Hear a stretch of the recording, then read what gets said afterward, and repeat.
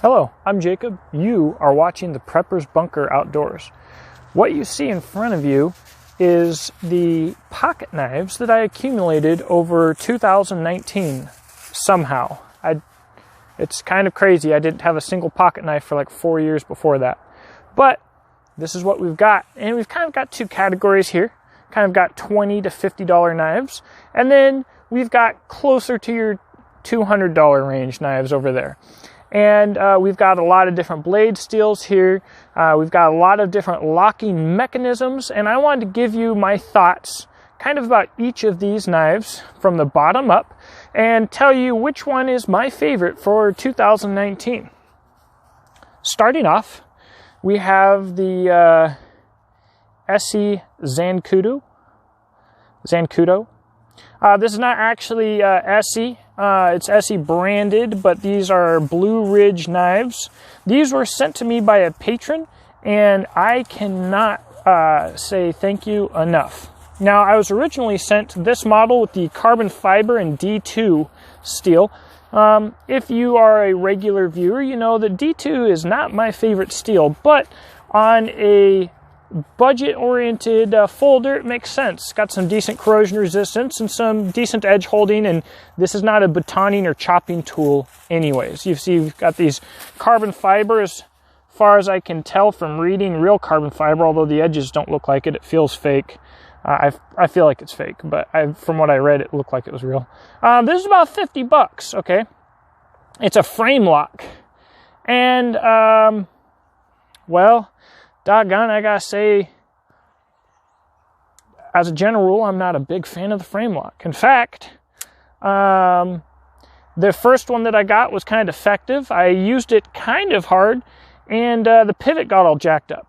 It wouldn't, the blade had tons of play in it, front and back, side to side, and if I tightened it up, it would be too tight to almost use. Like the lockup was it just went to crap really quick. They sent me this as a replacement in your AUS 8 or AUS 8 or whatever with this, I think this is plastic with this little texture here. I far prefer this texture to the carbon fiber, whether it be fake or not. This is a much nicer feeling material. Both of these knives work well enough with one hand. Don't have a whole lot to say about them. I'm not in love, however, and I've had one failure. We will find out if we get another failure, and I might give this one away. So they sent me this one incorrectly. I was like, hey, you guys sent me the wrong knife. They sent me another one. That's cool. Great customer service. They got me taken care of pretty quickly. Now I've got a liner lock. This is the Kershaw Link. These come in right around $40. 420 steel, made in America. This is the 1776. I prefer this knife to the SE or Blue Ridge knives by a large degree. It's a flipper, no thumb stud.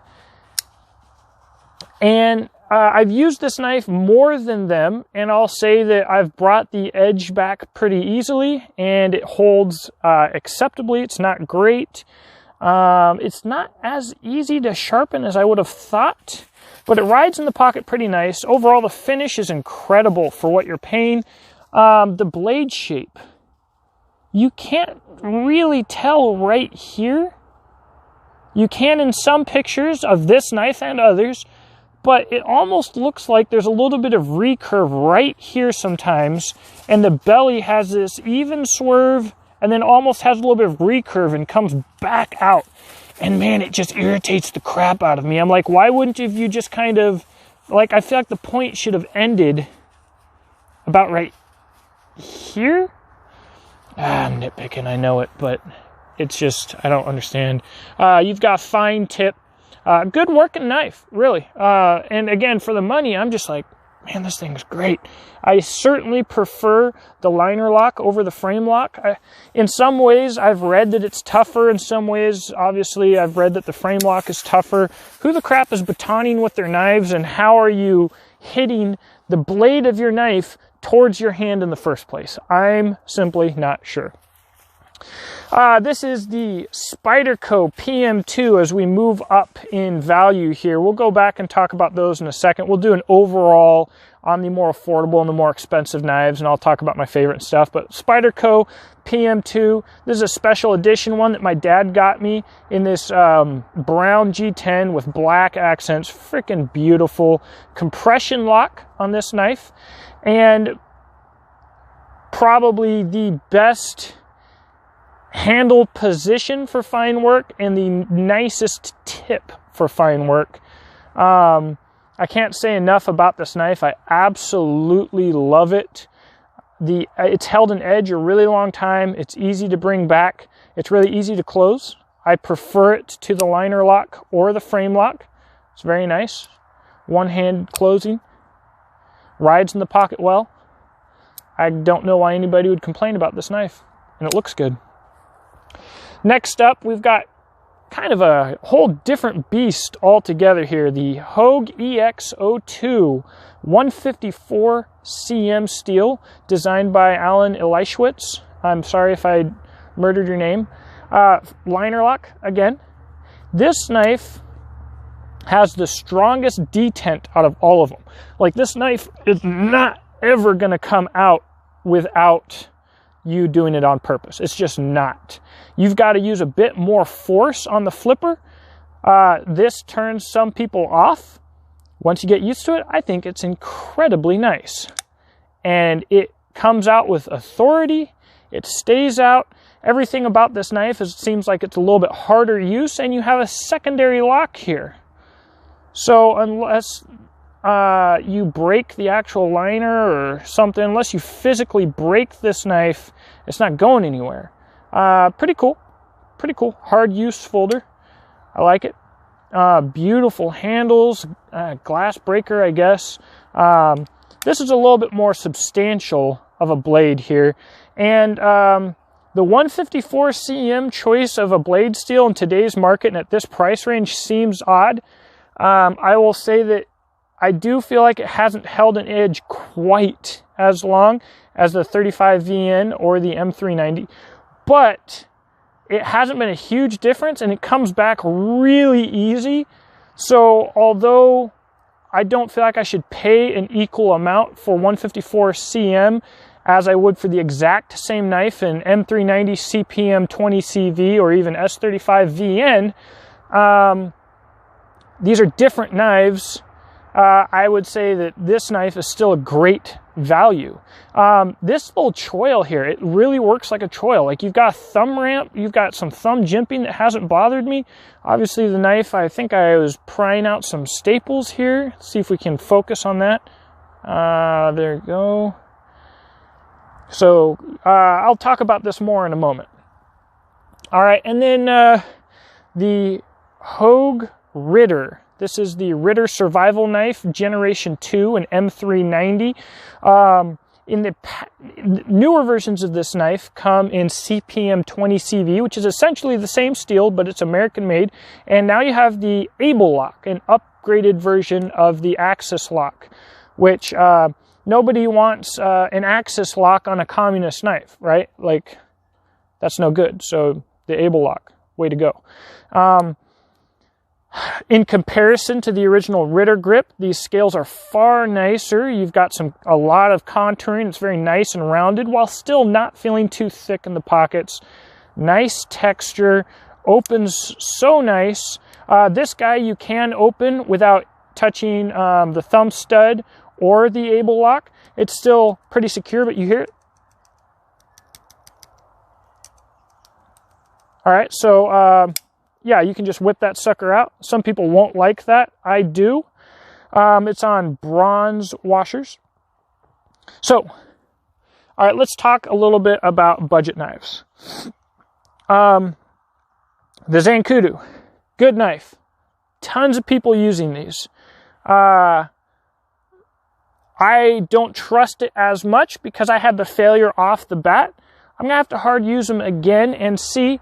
But they are very lightweight. They're very easy to use. They're very easy to throw in your pocket. If you're right-handed, you can throw the clip on either way. good little knife, little lanyard hole. They're good little knives. I do think that the D2 in carbon fiber version is heavily overpriced at $50.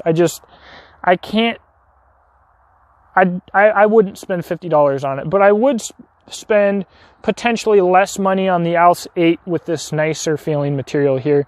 And the Kershaw, I guess, like, just again for the price, I think it blows the little Blue Ridge knives out of the water. You've got a cool lanyard hole.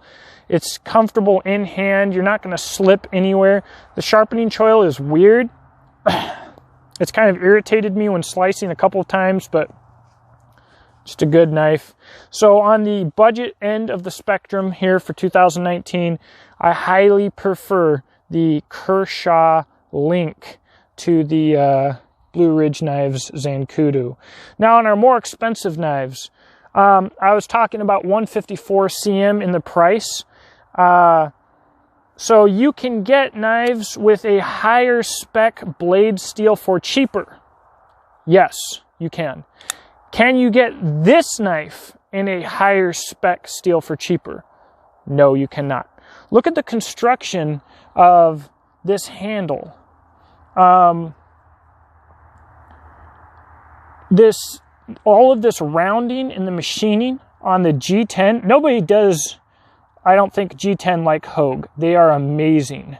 The clip is freaking, I think, really cool. I like how it rides in the pocket. The action's a little bit more difficult to use, but this knife, I believe, is worth more just for the fact that its fit and finish and materials are so freaking nice, and it's just tanky. I mean, it's just a beast. I love it. So there is that. Oh, we'll compare on the more expensive knives. We'll look at the pocket clips real quick. I do not like the liner lock as much as the able lock or the compression lock, but it is cool that it has the secondary lock. So, and I guess we'll go back to looking at the clips on the other knives in a second as well. The Hogue RSK comes with a deep carry clip. It's the only knife here that does. It's very nice. I haven't had problems with any of these clips losing tension or anything like that, but I would say the Hogue is the nicest, just in the fact that it is a deep carry clip and it shows the least wear. The Hogue EXO 2, doggone it. Yeah, this is the EXO2, and the Spyderco both show about even amounts of wear. The Spyderco looks a little bit better with the wear. It just looks more like more even wear as opposed to chipping, but it's about the same amount. But I definitely prefer the look of the EXO2 because it's a cooler looking clip. It's a little bit unique. And then we'll look at the clips on these budget boys, which, you know, cool enough. I haven't had any problems with any of these clips. So that's a bonus. What in tarnation? All right, obviously these clips are the same here because it's the same knife. One's tip up, one's tip down. And then you've got the Kershaw clip. I definitely prefer the Kershaw clip. I think it looks cooler. These clips remind me of the Kershaw Link. And I think that this clip is just way cooler. That's all there is to that. None of them are bad, though. So, there you go, guys. My favorite knife, it's close. This is my favorite for sentimental reasons. My dad got it for me, but if I had to pick one to buy, I'd definitely be going with an RSK, especially with the new orange G10 handle scales. I'm hoping Rogue, a company that makes knife scales, is going to send me some orange ones. They said they would, but that was been like a year and a half now, so who knows. The able lock is just so nice, so easy to use. This knife gets the most pocket time. One last thing that I will mention, all three of the higher end knives should be harder to sharpen and absolutely hold their edge longer. No comparison at how much longer, especially this Hogue RSK, holds its edge than the budget knives. But it's easy to bring back. It has been for me, at least so far. Of course, I'm using an Idaho on ceramic a ceramic V sharpening system and just touching up that edge, and I'm stropping. But it got a little duller than I wanted. I touched it to the ceramics. Boom. It was there again. I couldn't believe it. I actually had to pay a little bit more attention to the Link than I did to the 390. So now, with that being said, when these knives actually get dull, if I want to get a factory edge back on them, you know, it's embarrassing, but I'll probably send them back, or I'll send them to someone really cool. But I've had this knife, I feel like all of these knives I basically had for all of 2019, and I carried all of them a lot. I carried these a bit less because, well, the things that I've already said. There you go, guys. That's all I got. This video is too long and it wasn't really cool, but if you're looking at these knives, or if you're comparing any of these specific knives, hopefully this will have helped. Let me know if you got questions in the comments section below. I love talking to you guys, and I hope that you have a blessed day.